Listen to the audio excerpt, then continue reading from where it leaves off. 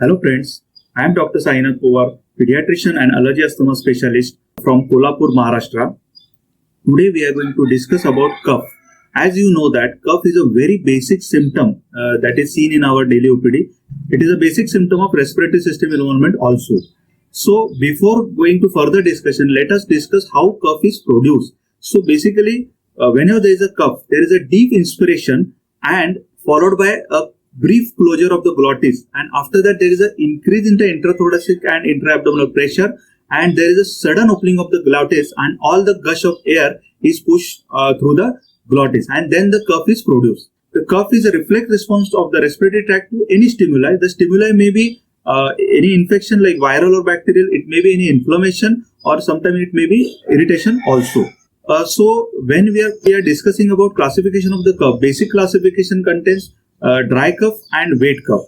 So generally dry coughs suggest the involvement of upper airway that may include pharynx and larynx also, and wet cough shows the involvement of the lower airway and it may be showing the involvement of the endobronchial tree also.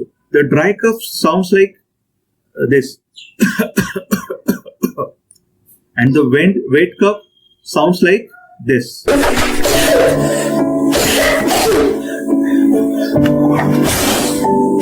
Depending on the duration, the cough is divided into acute, that is less than 3 weeks duration, subacute, which is 3 to 8 weeks duration, and chronic, which is more than 8 weeks duration. So in acute cough is seen in the generally acute viral or bacterial infections, and chronic cough is seen in conditions like asthma, allergy, chronic respiratory illness, and in India, not to forget about tuberculosis.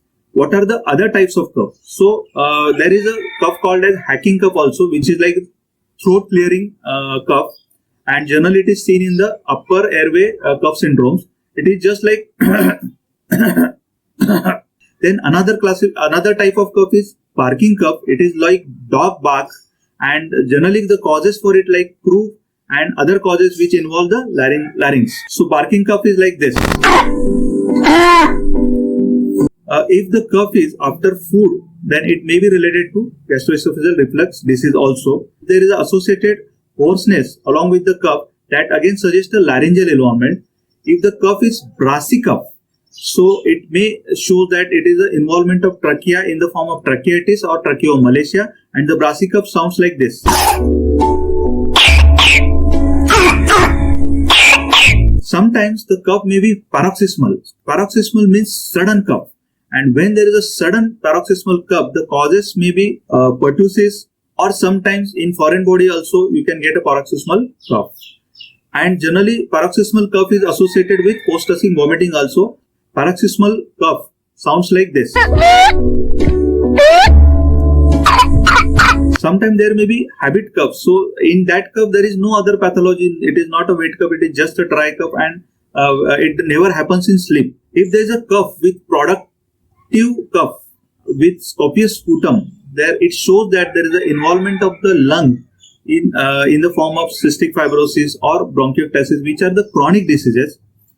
If there is a cough with chest pain, it may suggest a pleurisy also. So depending on the time of the cough, we can divide the cough into a daytime cough or nocturnal cough. So if there is a nocturnal cough, it's suggestive of more of asthma, gastroesophageal reflux disease, postnasal drip. Sometimes the cough may be recurrent, and what are the causes for recurrent cough? It may be upper respiratory tract infection, maybe because of the viral. Then it may be because of the asthma, you can get a recurrent cough. You can get a post-viral recurrent cough. Because of the GR also, you can get a recurrent cough. Undiagnosed foreign body means patient is not, parents are not aware that his child has swallowed something, and such foreign bodies can present with the recurrent cough. Then any chronic lung diseases can cause recurrent cough. So whenever there is a recurrent cough, definitely we should try to look out what is the pathology. Whenever there is a recurrent cough and which is nocturnal and there is a wheeze, it suggests more of asthma. Persistent and recurrent cough without wheeze also, or without breathlessness also, it can be a presentation of asthma. So which can be called as cough variant asthma. So in asthma, it is not necessarily that every time you will have wheeze or breathlessness. Only cough can be asthma, only you have to investigate in that way. Sometimes postural change can increase the cough. Like if there is a cough with postnasal drip, it increases after lying down. There is a one entity which is called as aphonic cough. So it is seen. It is also called as bovine cough, and it is seen in the vocal cord palsy. Nowadays, because of the corona or COVID-19 infection, cough has got a significant importance. So we have to differentiate between the regular flu cough, asthma cough, and COVID-19 cough. Practically, it is very difficult because all the signs and symptoms are overlapping. But still, we can consider few things while considering this cough. So, if it is a flu, generally the flu cough will last not more than 1 to 4 days. The COVID-19 cough can last longer. It may last from 1 day to almost 14 days. If there is a wheezing with cough, it is more likely to be asthma. If it is cough with fever, significant fever, then it is less likely to be because of asthma. Then either it has to be because of the flu or because of the COVID-19. Then other things like whether that patient is exposed to any positive patient, or is there any high risk history, is the patient is coming from red zone. All this history will also help to differentiate the cough from regular flu cough and COVID-19 cough. If there is a shortness of breath, breathlessness along with the cough, you can think more of corona or COVID-19. And if there is a breathlessness with wheezing, in a known case of asthmatic patient, it is more of a acute acceleration of the asthma than the COVID-19. So cough is always a symptom and it is not the disease. So for treatment of the cough, you should not treat the cough. You should always treat the underlying disease. So type of cough may guide you towards the diagnosis of the underlying disease also. For treatment of dry cough, we can give cough suppressive agents.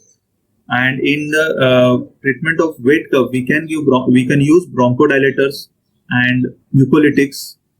But again, treating an underlying disease is most important than treating just the cough. So friends, hope this will help you in your day-to-day practice for sorting out cough, and have a good day. Thank you.